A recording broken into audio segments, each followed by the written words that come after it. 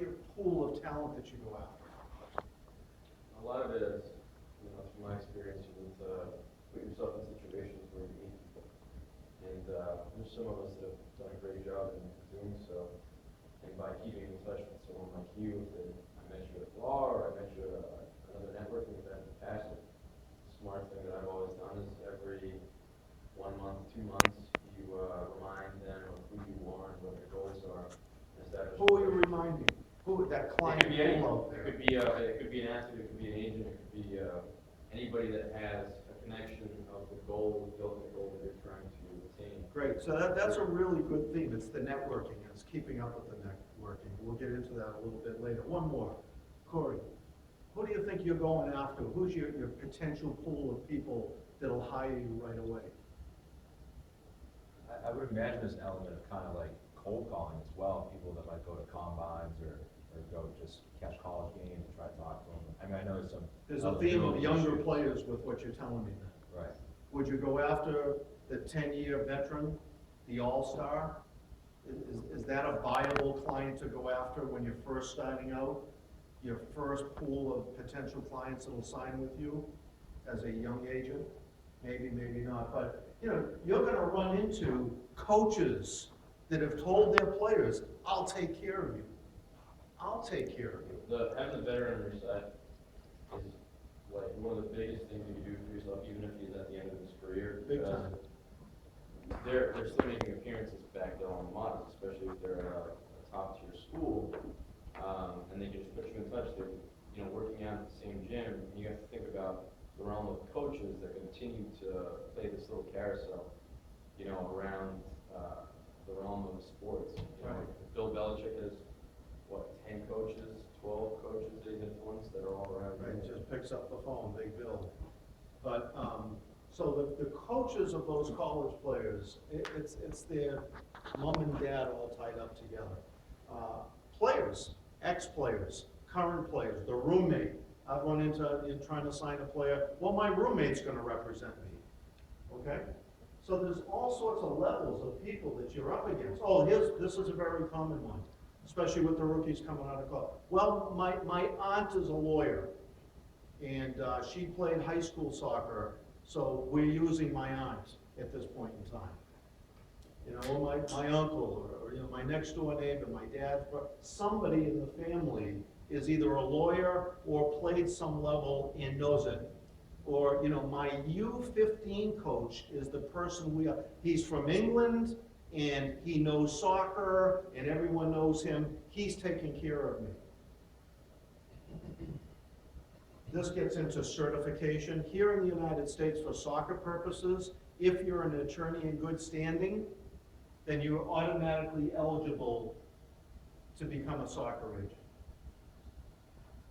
And if you want to be a soccer agent and you're not a lawyer, you have to take the FIFA examination, which is given twice a year in Chicago. You have to go there, stay for 3 days. It costs $1,000. It's a big exam, and then they let you know. Right now, there are 154 certified FIFA agents in the United States on the website as you look at it. But there's lots of Auntie Marys and Uncle Bobs and coaches and roommates and lawyers. There's a lot of competition out there when you're going after that potential pool, especially the younger players just coming out. David, Yes. you said attorneys in good standing can automatically become a soccer agent. Yes. Is there any geographic restrictions to that? As I understand it, it's an attorney in the United States in good standing. As long as you're registered in your particular jurisdiction. Do they check it If I'm out? an attorney in New I have Jersey, no it's like idea. Ohio. When I went to apply to say, I'd like to be certified, they asked me to send something from, the bar, that I was an attorney in good standing, and that was it. They said, now you're certified. Crazy, crazy.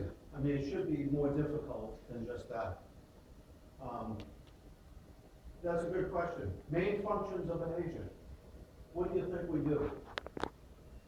Advocate for the best interest of your client. Good one. What do you think? Negotiate salaries, maintain. Negotiate contracts, salaries, absolutely, yeah. Your time was coming, you know that. If you blew a couple bubbles with the gum, I wouldn't call them, because I love bubbles, but what do you think? Main functions of an agent?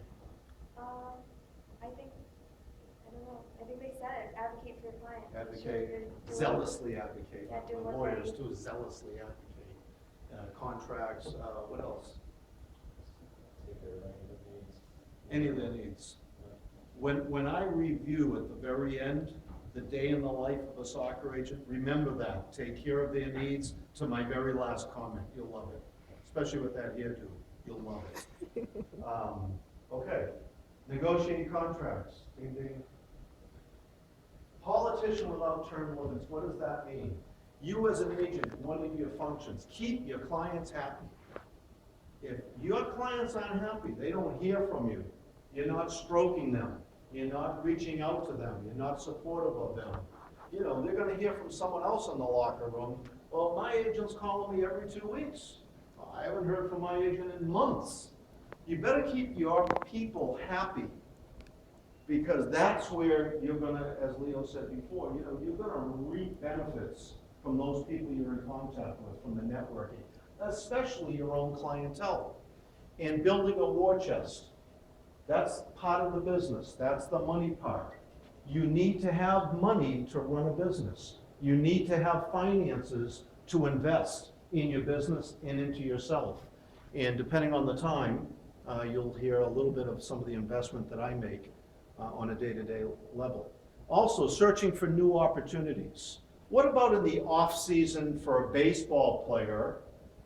My baseball gurus out there. When a player hasn't made it yet, it's a minor league player maybe, and in the off season, what do they do? Help me, because I don't know. What are players doing things in the off season to get discovered? The Cape League, I kind of knew about that, but not that well. But yes, there were those summer leagues, right? Yeah, the winter leagues. You talking about the off-season? Yes, the off season, Yeah, the yeah, winter yeah. leagues. Although Cape Cod they play in the summer. Those are college players. So college players. Only college players in the Cape Cape Cod is Cod? only college athletes. Okay. So they have an off-season, but if you're in minor league ball professionally, there's usually like winter training, and you usually work out with other players. Yeah, so there are other leagues outside of the main season of Major League Baseball. And I'm guessing those professional guys are playing there to get discovered, to do well. So as an agent, if you've got a struggling client that's not a star that can go and vacation in Venezuela in the off-season, are you involved? Is that agent gonna ask you about that? Well, what league should I get involved in the off-season? Or what if it's a basketball player who you feel has the potential to play pro ball? Maybe not in the NBA. Are they gonna say to you, well, what about going to Italy? What can you do for me there? They pay good money in Italy. How about China? They're paying good money in China. How about that? Are you prepared, okay, as a function of what you're doing for your athletes, to search for new opportunities in marketing? That's all the sports apparel. Do you have contacts with Adidas, Puma, Nike, Diadora? You know, so when your athlete says, oh, I need a boot deal, you can make a phone call. Well, let me call Nikki over at Adidas. I know Nikki well. That type of a thing. So, really, really important, the main functions of an agent. I think this is a good triangle of the energy that I put into negotiating contracts, you know, keeping up with my clients, always looking for the next wave of players to come in, and always being on top of new opportunities or new marketing opportunities on behalf of our clients. Major League Soccer, very unique league. Very unique, different from probably any other sports league that you know of, domestically or internationally. It is legally called a single entity. We know that Bob Kraft is the owner of the Patriots. Patriots. But in the single entity in Major League Soccer, Bob Kraft is an investor in Major League Soccer on behalf of the franchise called the New England Revolution. Legally, there are no owners. Major League Soccer owns everything. And there are investors. 49% investors, Mr. Kraft. whereas the league owns it all. When I sign a player to the LA Galaxy, to the Red Bulls, to the Revolution, to Chicago, to Dallas, you name one of the 19 teams, none of those contracts has the name of the team on it. None of them. None of them say, oh, you're gonna play for the New England Revolution. They all say Major League Soccer.